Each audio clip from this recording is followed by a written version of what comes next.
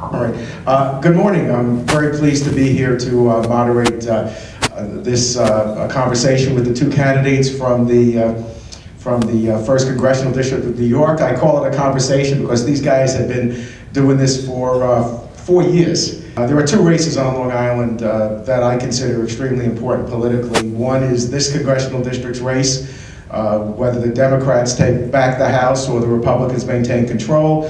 And the other one is obviously Phil Boyle's race and Rick Montano for state Senate. Does the Senate stay firmly in Republican hands, or the city centrist Democrats take over? So these are the two very important races. The format for today, we'll have 3 minutes opening statements, 3 minutes closing statements. The first opening statement will be by Congressman Bishop. Congressman Bishop will close. The opening statement, the second one will be Randy Altschuler, and Randy will have the first option in closing. There'll be 2 minutes for response to each question and 30-second rebuttal by each candidate. And we hope to have a very spirited discussion. We'd like to keep it extremely civil. I will take the role of moderator to stop any nasty questions. We don't want that. We want good information and a very congenial discussion. So to open up the debate, it'll be for an hour. Let's start with Congressman Tim Bishop. I'll tell you a little bit about me. I think most of you know me, but let me just tell you very quickly. I've been a member of Congress now since 2003, so I'm ending my 5th term. Prior to entering the Congress, I worked for 29 years at Southampton College, and I have been a lifelong resident of the village of Southampton. My ancestors first came to Southampton in 1643, so I'm a member of the 12th generation of my family to live in the village. I have 2 daughters who are now the 13th generation. I have a grandson who is the 14th generation. I have pretty much spent my entire adult life working with and among and for the people of the 1st Congressional District, and that's work that started when I was at Southampton College and now continues that I am a member of Congress. In the Congress, I serve on 2 committees and 5 subcommittees. The 2 committees that I serve on, I think, are both very important to our district. The first is education and the workforce, and my principal activity there is working on the higher education subcommittee, where I'm one of the senior members, and I have, at the risk of being immodest, I have sort of carved out a niche or a role for myself as one of the leaders of formulating higher education policy, public policy on the federal level. And that is the leadership role that is recognized by my colleagues on both sides of the aisle. And given the importance of higher education to Long Island and to our 1st Congressional District, that's a very important committee to serve on.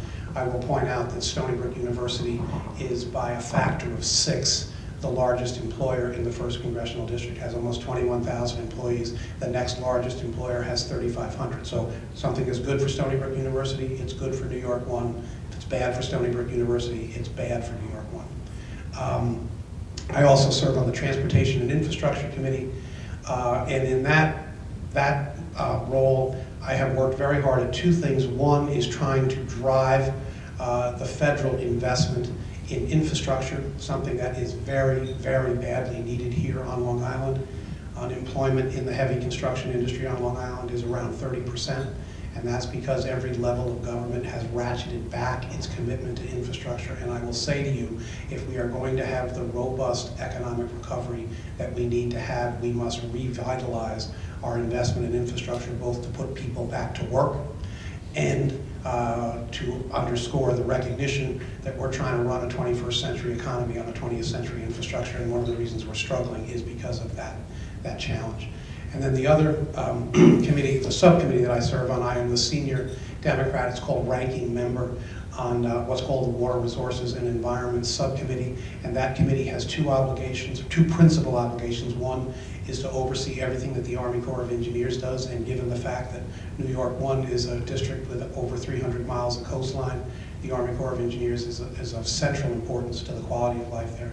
And the second is to oversee the obligations of the EPA with respect to enforcing the Clean Water Act. And again, I will say that for the 1st Congressional District, that is a crucial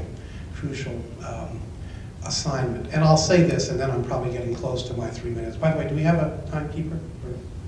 Or are you going to talk? How am I doing? Wow, I'm going to be late.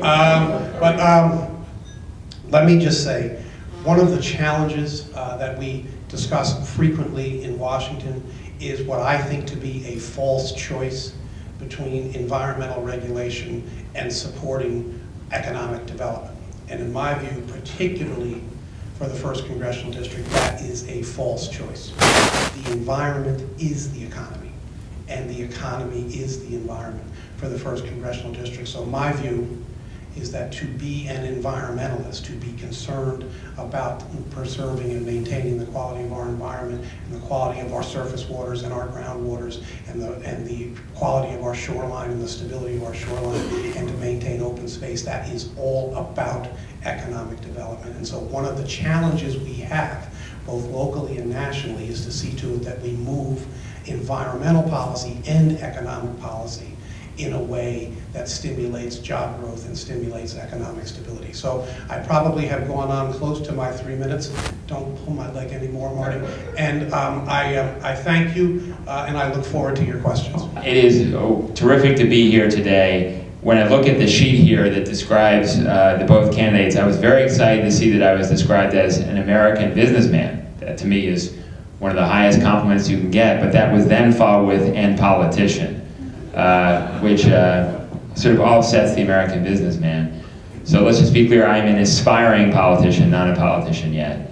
It is wonderful to be here today, particularly among business people. I have spent my entire life in business. I've never been in the public sector before. And one of the reasons why I'm running for Congress is because I think we need that perspective. I think that's lacking right now. We don't have enough men and women who are entrepreneurs, who have built businesses from the ground up, who understand on an everyday basis the trials and tribulations that we face in the markets.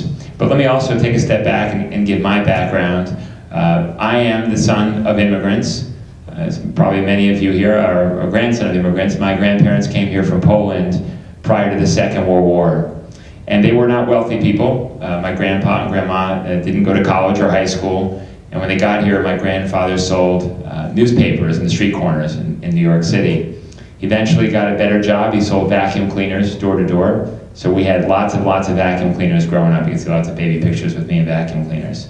My mom was the first person in her family to go to college. And unfortunately, she had to bring me and my brother up on her own. My father left when I was very young, so I was brought up by a single mom who was actually unemployed when my dad left, but got a job and worked very hard and pushed me and my brother very hard. And for her, education was critical. So I studied very hard. I was fortunate enough to go to Princeton University. I had to work during college. I was both a security guard and a short order cook. I was not very good at either of them, but they helped pay the bills. And most important though, in college I met my wife Cheryl. I'm 41 years old, and over 20 years ago I met Cheryl. As I said, I spent my life in business. I worked first at a bank called Donaldson, Lufkin & Jenrette, some of you may be familiar with. I then worked at Deutsche Bank. I got my MBA at Harvard Business School.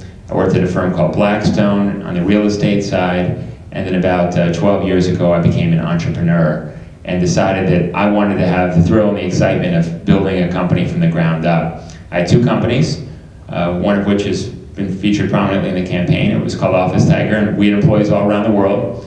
We had 750 employees right here in the US. I sold that business in 2006, and then I started an electronics recycling company called Cloud Blue.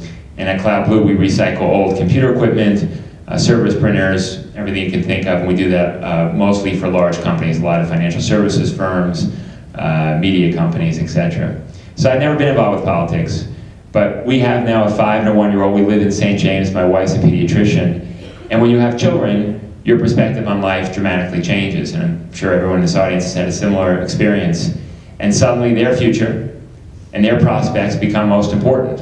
And when I looked at what was happening in this country today, I was very disappointed with what was going on in Washington, with some of the festering problems we have that have yet to be solved.